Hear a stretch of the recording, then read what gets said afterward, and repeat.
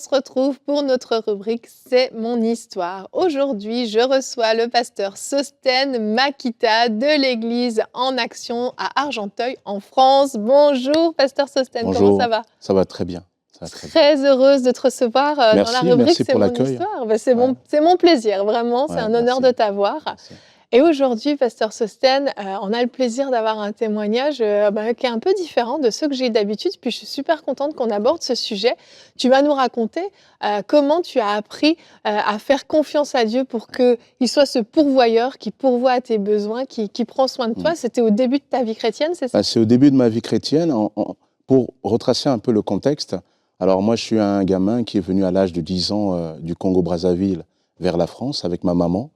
Ma maman qui nous a élevés avec mon petit frère, on était tout seuls. Et c'était jusqu'à présent, jusqu'à mon adolescence, lorsque j'avais des besoins, je me tournais vers ma mère. Et à peu près à la veille de mes 18 ans, je rencontre le Seigneur touche mon cœur. Et je me donne à lui, je lui fais confiance. J'ai dit, Seigneur, je ne sais pas où je vais, mais je décide de te faire confiance. Amen. Et je ne mesurais pas ce que je disais, parce que Dieu va me conduire justement dans les choses qui me voient un peu me déstabiliser, en tout cas me surprendre. Et surtout, ce Dieu à qui je décide de faire confiance va se révéler comme le Dieu qui agit de manière concrète. Et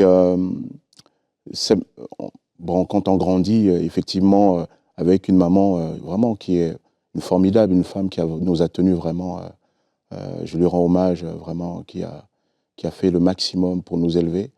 Mais tout en grandissant, elle ne peut pas toujours répondre à tout. Bien sûr. Et un jour, dans ma vie, je me suis retrouvé, dans ma vie de jeune chrétien, je me suis retrouvé vraiment dans le besoin financier.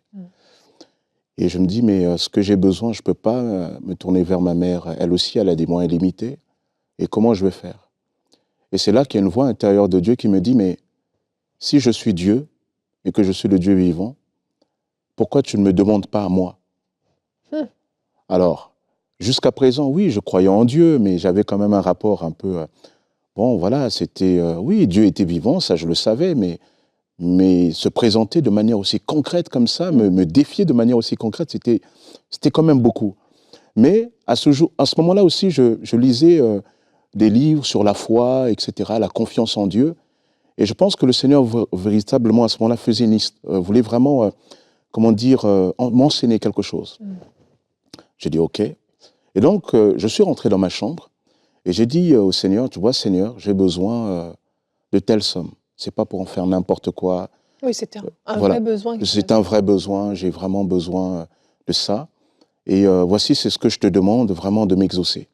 Et j'avais lu à cette époque-là, dans les différents ouvrages, que la foi, c'était pas juste de croire dans son cœur, mais c'est que quand on croit dans le cœur, on le proclame aussi. En gros, on fait comme si on a déjà reçu. Et si on fait comme si on a déjà reçu, alors on rentre déjà dans le remerciement. Alors j'ai dit, Seigneur, je te remercie pour cette somme que tu m'as donnée. Je te bénis vraiment, je le recevais vraiment par la foi dans mon cœur. Oui. Je te bénis pour cette somme que tu m'as donnée. Alléluia, gloire à Dieu. Je me suis mis à louer Dieu. Et les quelques jours qui ont suivi, je pense que c'était le dimanche d'après, j'étais au culte, et le culte se termine, et à la fin du culte, on salue un peu tout le monde.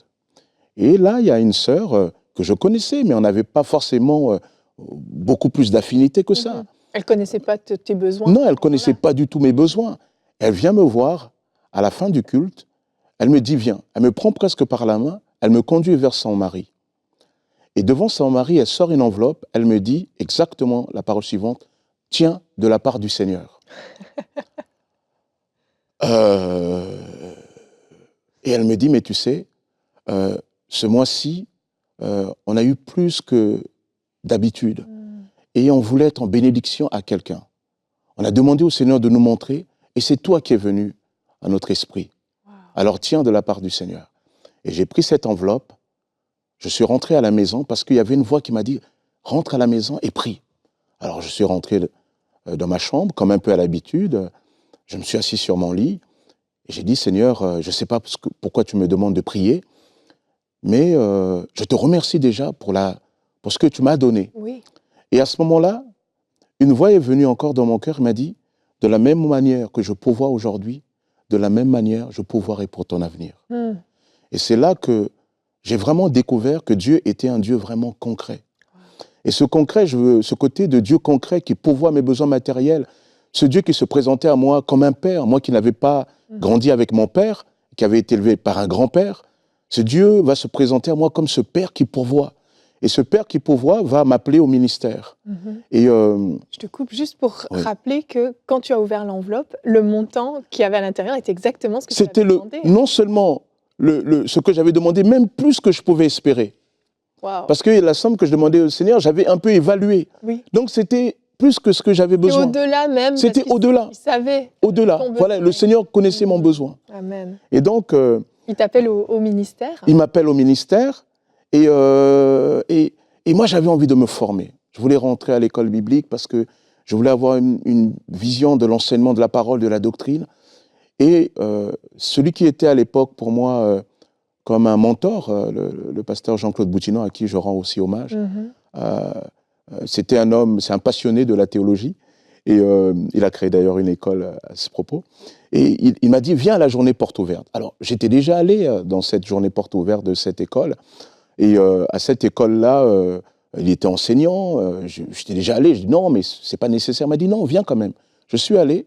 Et en fait, je m'étais pas rendu compte que Dieu m'avait fixé un rendez-vous, en fait.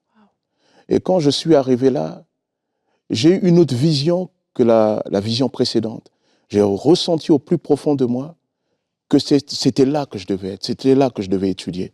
Et quand je suis sorti de l'Institut biblique, je me suis retourné comme une parole prophétique qui est sortie de mon cœur. En regardant l'école, j'ai dit, à la rentrée, c'était vers juin comme ça, j'ai dit, à la rentrée, je serai là. Wow. Alors c'est bien de le dire, sauf que l'école, elle était payante. On était à l'époque en francs, j'avais même pas 10 francs.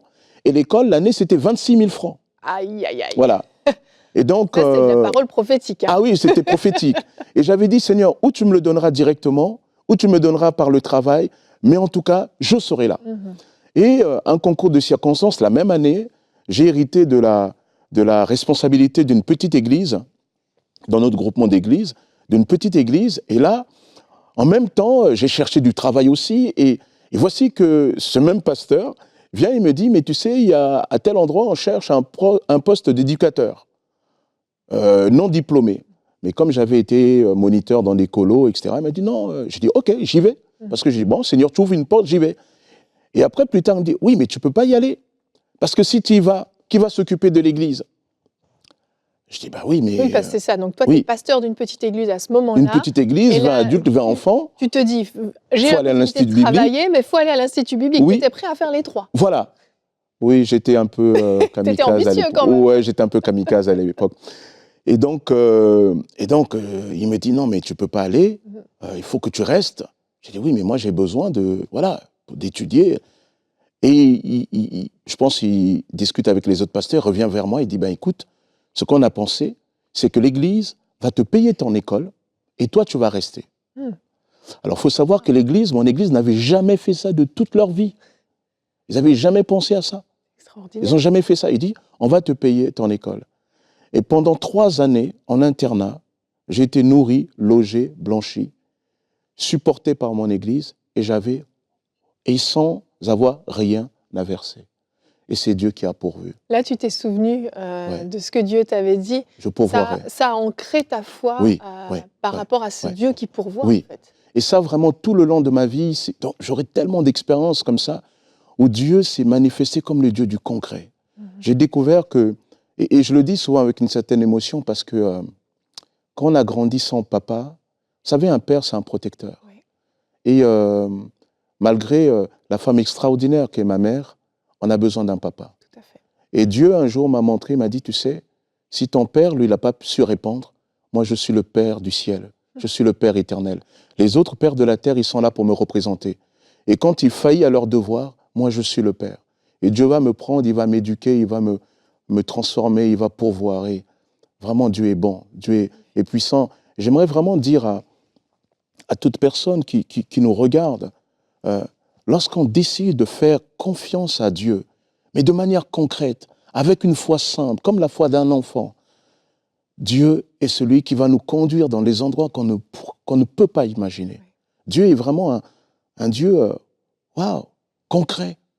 Et ça, c'est pour ça que dans la vie, chaque fois que j'ai été dans le besoin, il y a eu toujours cette parole de Philippiens 4, faites connaître à Dieu vos besoins, et la paix de Dieu, ne vous inquiétez de rien, faites connaître à Dieu vos besoins, et la paix de Dieu qui surpasse toute intelligence gardera vos cœurs et vos pensées en Jésus. Amen. J'ai appris à partir de là que Dieu, il fallait le laisser faire, il fallait se reposer en lui. Tu as expérimenté cette paix justement, Oui, parce que quand, oui. quand on est dans le besoin, c'est la Ouais. peur généralement Oui, qui domine, ouais, l'inquiétude ouais, dont ce verset ouais. parle. Toi, tu as, Ouais. expérimenté cette J'ai paix. expérimenté ça dans beaucoup de domaines. Même, tu sais, quand j'ai eu, avant d'être pasteur à plein temps, que je cherchais du travail, j'ai toujours compris que c'était Dieu qui s'occupait de ma vie, qui pourvoyait. Ce qui fait que dans les entretiens, les gens trouvaient que j'étais plutôt assuré. Mais parce que dans mon esprit, je me disais, mais c'est pas toi le petit patron qui dirige ma vie. C'est Jésus qui dirige ma vie. Et si même toi, tu me donnes pas le travail, alors Dieu me donnera ailleurs. Parce que c'est lui qui dirige ma vie. Et souvent, j'explique aux chrétiens que lorsqu'il s'agit d'appréhender les entretiens d'embauche, il faut garder à l'esprit, c'est pas ce patron qui va faire ta destinée, c'est Jésus. Amen. Et si ta destinée est entre les mains de Jésus, que ce soit via cette entreprise, via cet homme, via cette personne ou pas, eh bien Dieu, quoi qu'il en soit, c'est lui qui le fera. Et ça, on a vraiment besoin de comprendre cela. Et je veux vraiment, au travers de cette histoire, j'ai voulu la raconter pour que peut-être il y a quelqu'un qui nous suit là pour la première fois et qui se dit, waouh, mais c'est vrai, Dieu me demande à la confiance, m'invite à la confiance et j'ai du mal. Mais Dieu te demande simplement, fais-lui confiance, lâche prise, repose-toi en lui. Et tu peux pas, et se reposer en lui, c'est un moment lui dire, c'est pas essayer de contrôler, c'est pas essayer d'avoir comme une roue de secours, c'est de dire, Seigneur, si tu ne fais pas là, alors je suis perdu. C'est ça. Je te fais confiance, Seigneur. Et ça, c'est quelque chose de fondamentalement important. Et toi qui me regardes, j'aimerais simplement, si tu permets, prier pour cette personne-là qui écoute et que le Seigneur interpelle, alors que je prie pour toi, garde à l'esprit que Dieu te veut du bien. Alors prie avec moi. Seigneur, je te remercie, Père éternel, pour la grâce, pour ta bénédiction. Tu es le Dieu qui tient toutes choses entre tes mains. Père éternel, je te prie pour ton enfant qui est là, qui espère en toi, que ta grâce l'accompagne, qu'il puisse, à partir de maintenant, consommer ta paix, la paix dans ce Dieu qui pourvoit puissamment pour sa vie. Seigneur, je veux le bénir en ton nom. Sois béni dans le nom puissant de Jésus. Amen. Amen. Que Dieu te fortifie. Dieu te veut du bien. Garde cela à l'esprit. Amen. Voilà. Merci beaucoup, Pasteur Sosten. Je suis personnellement très édifiée par ton témoignage, Merci. vraiment, et je crois qu'à la maison, les gens le sont aussi. Merci de nous rappeler ce bon Père que Dieu est. Oui, pourvoyeur, mais bon Père. J'aime le fait qu'il se soit révélé à toi comme un Père qui prend soin de toi. Amen. Merci beaucoup d'être venu. Merci à toi, merci à toi. Merci.